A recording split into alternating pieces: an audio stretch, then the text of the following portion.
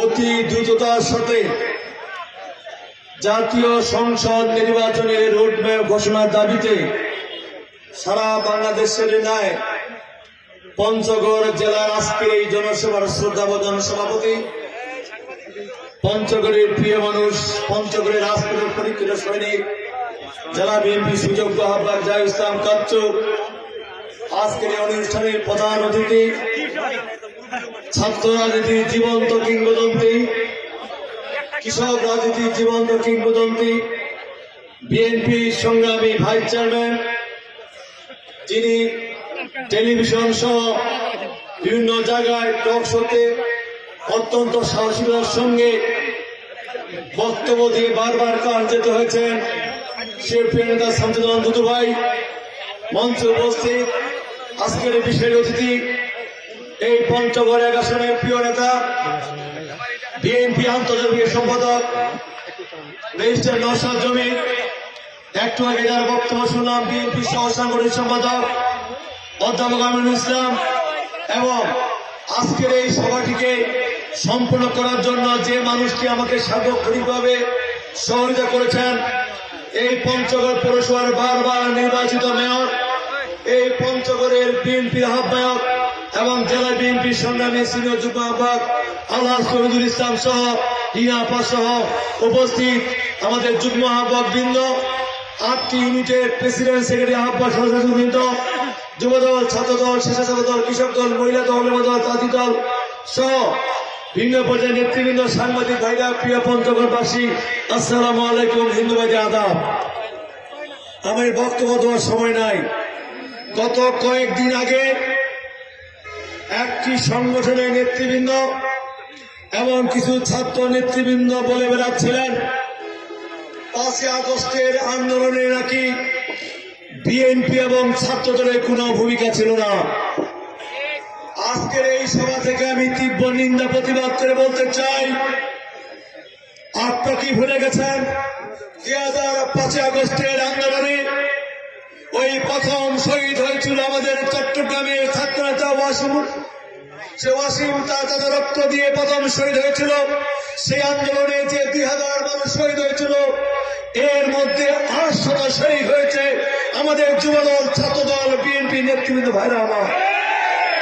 আজকে তাই এই আন্দোলনকে ভিন্ন খাতে প্রভাবিত করার চেষ্টা করছেন, এমনকি ভিন্নভাবে প্রভাবিত করে আজকে ভিন্নভাবে ষড়যন্ত্র করার চেষ্টা করছেন। আমি সেই সব দলের নেতৃবৃন্দকে, সেই সব দলের নেতৃবৃন্দ নেতাদেরকে বলতে চাই, আজকে গতকালকে আমাদের ভাষা আন্দোলন 21শে ফেব্রুয়ারি হয়েছে। আমরা অনেক জায়গায় খুব কষ্ট সহকারে দেখেছি সেইখানে শহীদ মিনার ভেঙে ফেলা হয়েছে। এটা কিসের আলামত? আজকে আমরা দেখছি অনেকেই 71কে স্বীকার করতে চান না। আমরা তো জানি 71কে স্বীকার করলে তো আপনাদের উপরে দায় দায়িত্ব বহন চলে আসে। কারণ 1971 সালে স্বাধীনতা যুদ্ধের সময় আমাদের প্রিয় নেতা শহীদ প্রেসিডেন্ট জিয়াউর রহমান স্বাধীনতা ঘোষণা দেন নাই।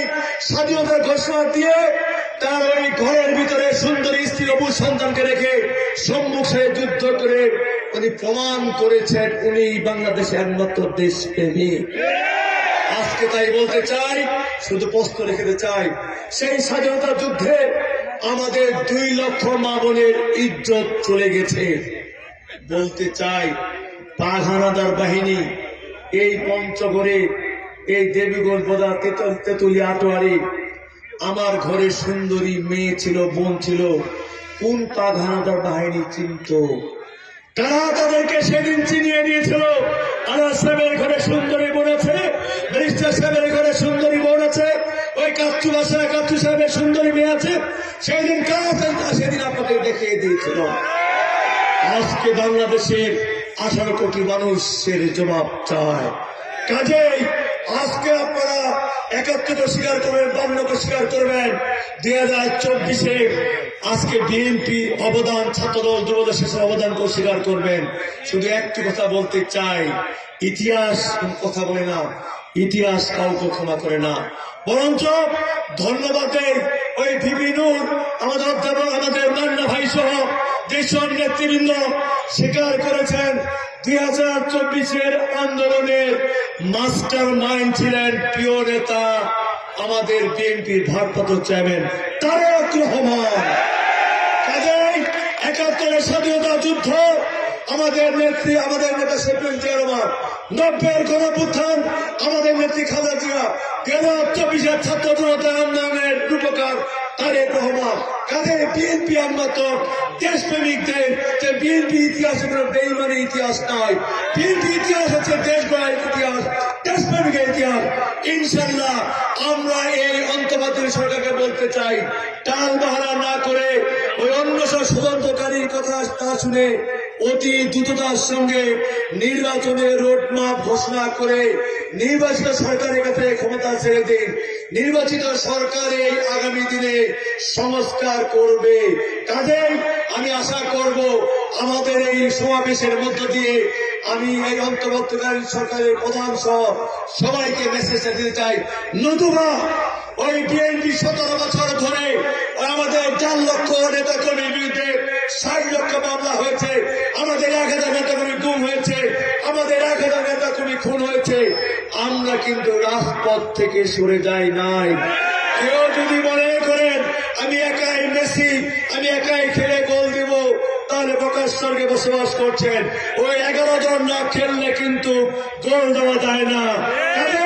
বিএনপি 17 বছর আন্দোলনে ফাঁসা হচ্ছে, 2024-এর 5ই আগস্ট আসুন আমরা সে আন্দোলনকে স্মরণ করি। ইনশাল্লাহ আগামী দিনে দ্রুততার সঙ্গে নির্বাচন হবে, সেই নির্বাচনে ঐক্যবদ্ধ ভাবে আমরা নির্বাচন করে বিএনপি যেখানে যাকে ধারে শীষ প্রতীক দিবে সেই প্রার্থীর পক্ষে আমরা একসঙ্গে যুদ্ধ করে লড়াইকে জয়যুক্ত করব।